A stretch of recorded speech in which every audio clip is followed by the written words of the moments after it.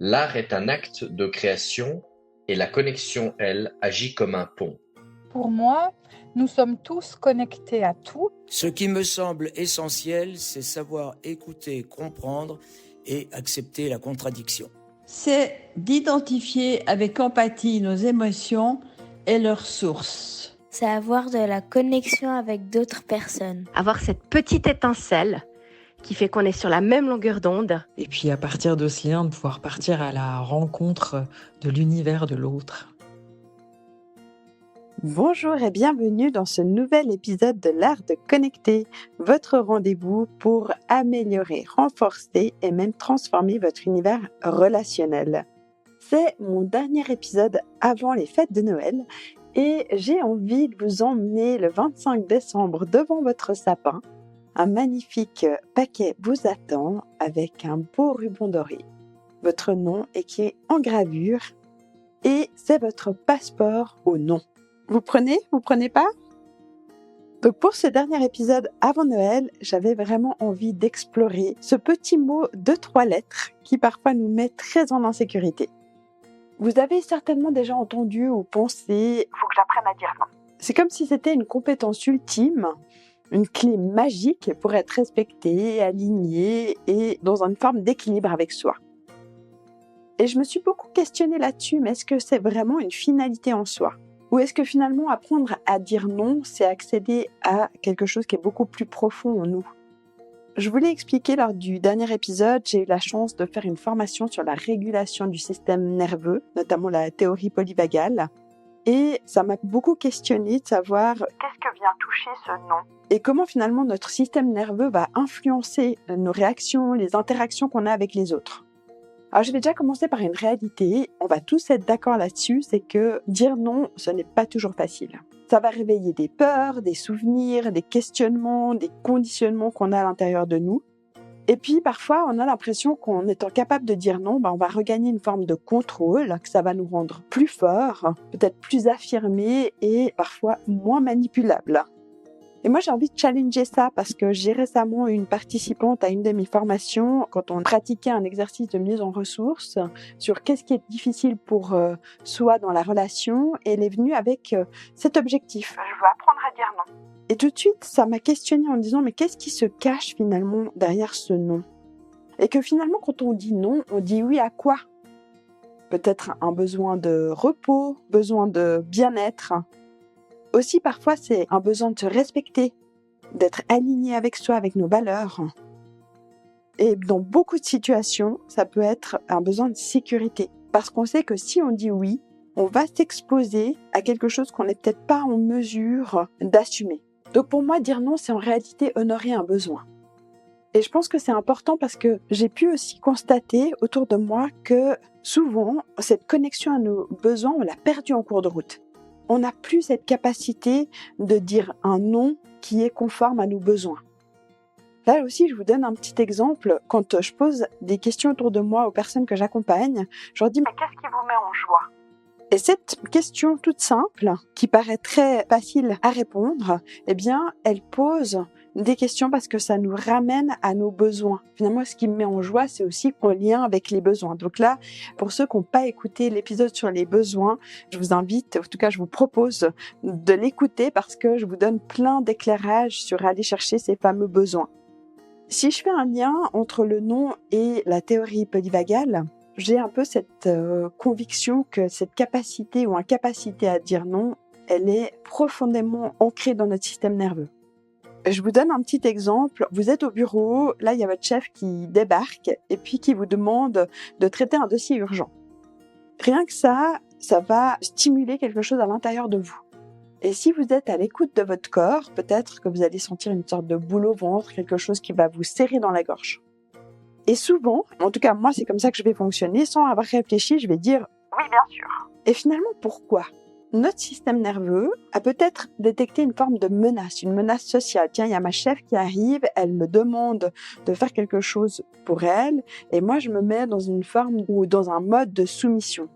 Et c'est quelque chose que j'ai certainement appris, un réflexe qui est ancré en moi, que ce soit pour éviter le conflit ou pour éviter de devoir être dans un sentiment de rejet. Donc ce n'est pas juste une question de volonté. À un moment donné, c'est ce système nerveux qui essaie de nous protéger et qui nous fait passer à l'action trop vite et qui nous fait dire ce oui avant même d'avoir eu le temps de se poser pour se protéger. Donc dire non, surtout dans un contexte comme ça nécessite d'être dans un espace de sécurité. Et le tac au tac, c'est compliqué. Si vous avez la possibilité de demander un délai ou de simplement dire à la personne « Est-ce que je peux te répondre dans un petit moment ?» Ça va vous permettre de vous questionner, de dire « Mais là, est-ce que je suis dans un état de connexion avec moi? Est-ce que je me sens en sécurité? Est-ce que je vais être en capacité de poser des limites calmement ?» Ou non, je suis complètement en mode stress. Là, je me mets en mode peut-être même agressif, où j'ai envie de fuir cette situation. Et une fois qu'on a pu détecter ça, c'est de dire, OK, voilà, maintenant, je prends une bonne respiration, je me remets dans une forme de sécurité. Je vous ai parlé de la respiration, il y a d'autres outils. Vous pouvez aussi, à un moment donné, vous lever, faire des mouvements de balancement, parce que ça, c'est aussi une manière de se réguler. Et puis, de vous questionner en disant, voilà, maintenant, dans quel état je suis et est-ce que je suis assez en sécurité pour dire non ou poser ses limites? Si on revient aux besoins, dire non, c'est difficile parce que très souvent, on a un conflit interne en différents besoins. Ça peut être le besoin d'appartenance. Si je dis non, je vais décevoir, on va me rejeter. Un besoin de respect de soi, je ne veux pas me trahir. Donc ça va créer de la tension.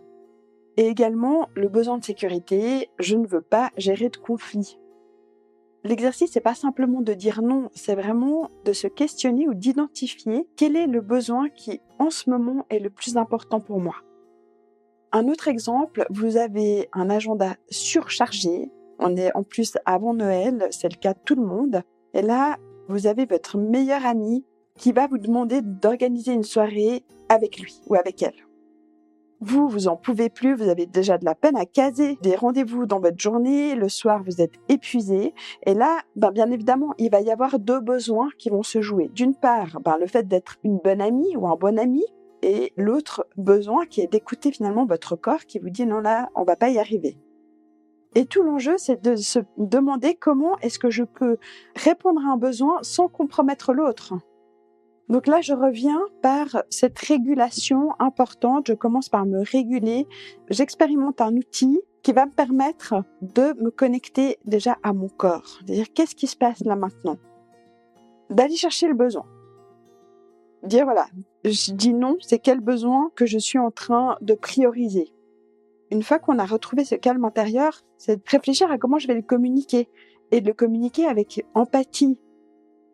Par exemple, on peut dire « Écoute, je comprends que c'est important pour toi, mais là, je vais pas pouvoir. Cette fois, c'est trop pour moi, j'ai besoin de temps, j'ai besoin de pouvoir me reposer, j'ai trop de choses en ce moment. » Une autre option, c'est de proposer une alternative en disant « Écoute, là, je peux pas maintenant, mais si tu es d'accord, je peux t'aider à faire autre chose qui est moins impliquant pour moi. » Qui est peut-être de réfléchir à planifier à un autre moment cette soirée.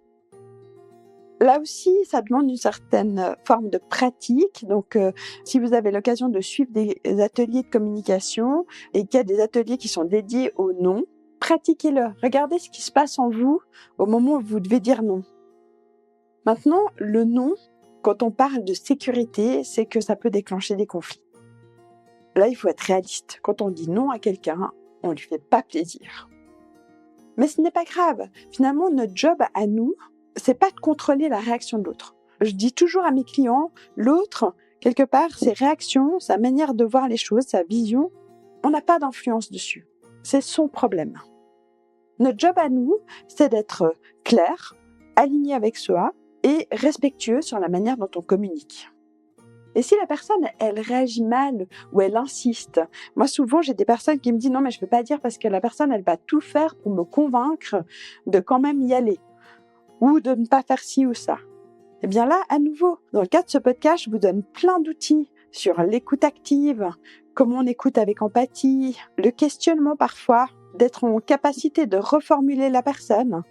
Et de nouveau, de ne pas oublier que l'émotion de l'autre, c'est pas forcément une attaque personnelle.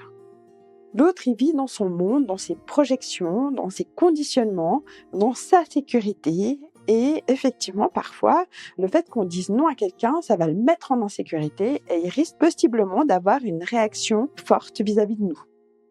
Pour conclure cet épisode, j'ai envie que vous gardiez à l'esprit que finalement, le non, c'est pas un objectif en soi. C'est simplement un chemin qui va vous permettre d'avoir une vie, des relations qui soient plus alignées avec vos besoins. Parce que finalement, chaque non qui est dit de manière sincère et posée, ça nous ouvre aussi la porte à des oui qui sont beaucoup plus authentiques. Donc la prochaine fois que vous serez confronté à une situation où que vous serez tenté de dire oui alors qu'en fait au fond de vous c'est non, posez-vous ces 2 questions. Quel est le besoin qui s'exprime en moi?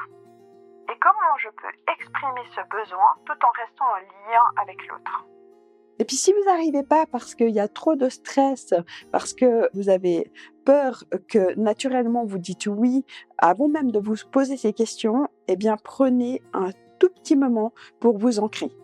Et finalement laissez votre système nerveux vous guider pour autant qu'il soit en sécurité. J'espère que cet épisode vous sera utile. Utile aussi durant cette période de fête où parfois on est amené à devoir dire non, à faire des choix. En tout cas, moi, je vous remercie pour tout l'engagement autour de l'art de connecter. Pour moi, c'est une magnifique aventure. Je me réjouis de commencer 2025 avec plein de nouveaux invités, des surprises, des apéros connect. N'hésitez pas à prendre contact avec moi, à réagir sur les réseaux sociaux. Ça m'intéresse de savoir la dernière fois que vous avez dit non ou que vous aurez aimé le faire et qu'à ce moment-là, c'est un oui qui est sorti. Je vous souhaite de magnifiques fêtes de fin d'année. Et je vous retrouve très bientôt. L'art de se connecter, c'est rapprocher les civilisations. Connaître pour mieux unir.